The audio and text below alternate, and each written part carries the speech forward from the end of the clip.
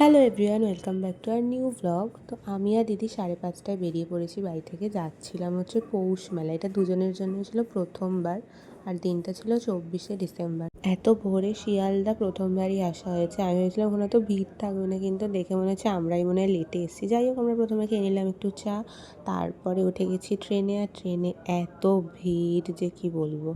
আমরা টোটাল 6জন গেছিলাম, তো দুজন আবার বর্ধমান থেকে উঠেছিল, তো ওরা তো বসার সিট পায়নি, তো আমাদের সিটেই ওদের বসেছিলাম। ওরা উঠেই নিজেদের মধ্যে ঝামেলা করতে শুরু করে দিয়েছিল। যাই হোক, আমরা তারপর নেমে পড়লাম প্রান্তিক স্টেশনে।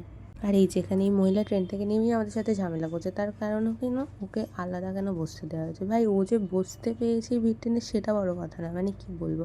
তো যাই হোক, এইসব করে আমরা প্রথমে টেস্টি কচুরি খেয়ে নিলাম, আর তারপরে টোটো করে যাচ্ছিলাম হচ্ছে সোনাঝুরি হাটে। কিন্তু এদিন তো হাটই বসেনি। তো যাই হোক, আমরা গিয়ে প্রথমে একটু সুন্দর গান শুনে নিলাম। প্রাণ পাখি পালালে দেহ। এখানে এই দুই ভাই নিজেদের মধ্যে একটু আলাপচারিতা করছিল, আর আমরা অনেক ফটো তুলছিলাম। অতনুর কাছে ক্যামেরা ছিল, ওকে পোজ বলছিল। তো এত কিছু করার পরে আমরা ফাইনালি পৌষ মেলার দিকে যাচ্ছিলাম। আর যাওয়ার সময় একটু আখের রসও খেয়েছিলাম। তারপরে 3 থেকে 4 কিলোমিটার হেঁটে গিয়ে সব ভাত টাত খাই ওখানে একটা হোটেলে, কারণ ওখানে আমাদের আরও 3জন বন্ধু ছিল। তো এই যে ফাইনালি এসে গেছি পৌষ মেলায়।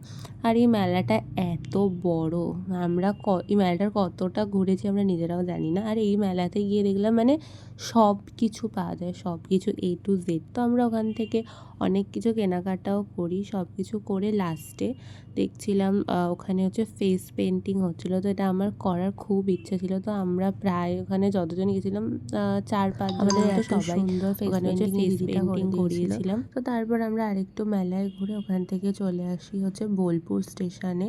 আমাদের যাওয়ার ট্রেনটা ওখান থেকেই ছিল। আসার সময় আমাদের রিজার্ভেশন ছিল না, আমরা জেনারেলের ওই ওপরের বাঙ্কারগুলো সবাই মিলে বসে তারপরে উনো খেলতে খেলতে চলে আসি যে যার বাড়ি। তো টাটা, দেখা হবে সবার সাথে আবার পরের একটা ব্লগে।